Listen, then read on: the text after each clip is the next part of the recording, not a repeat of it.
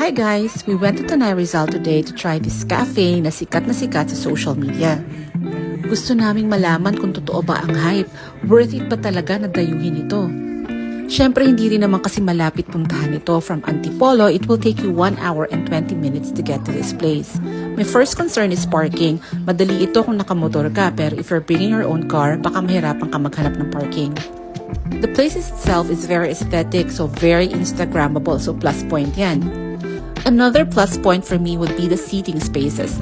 Sobrang dami mong pagpipilian na corner, na spot, hindi ka talaga mauubusan ng mauupuan.